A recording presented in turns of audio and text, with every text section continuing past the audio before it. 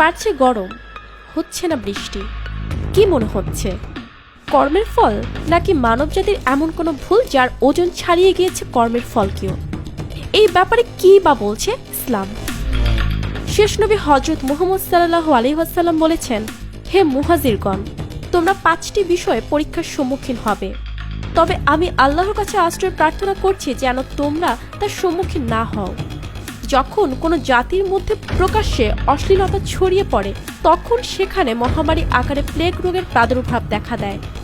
তাছাড়া এমন সব ব্যাধির উদ্ভব হয় যা পূর্বেকার লোকদের মধ্যে কখনো দেখা যায়নি। যখন কোনো জাতি ওজন ও পরিমাপে কারচুপি করে, তখন তাদের ওপর নেমে আসে দুর্ভিক্ষ এবং কঠিন বিপদ মুসিবত। আর যাকাত আদায় না করলে তখন আসমান থেকে বৃষ্টি বর্ষণ বন্ধ করে দেওয়া হয়। যদি ভূপৃষ্ঠের চতুষ্পদ জন্তু ও নির্বাক প্রাণী না থাকতো, তাহলে আর কখনো বৃষ্টিপাত হতো না।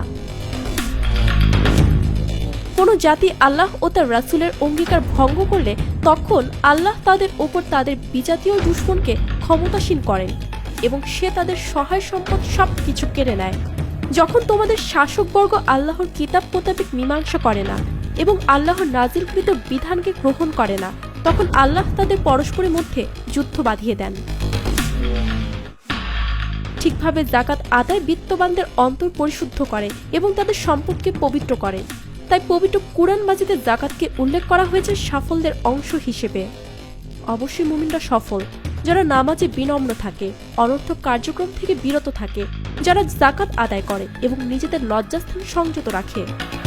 ইসলাম ধর্মের মূল স্তম্ভ 5টি।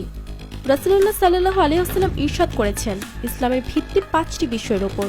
এই কথার সাক্ষ্য দেওয়া যে আল্লাহ ছাড়া কোনো উপাস্য নেই এবং মুহাম্মদ সাল্লাল্লাহু আলাইহি ওয়াসাল্লাম আল্লাহর রাসূল।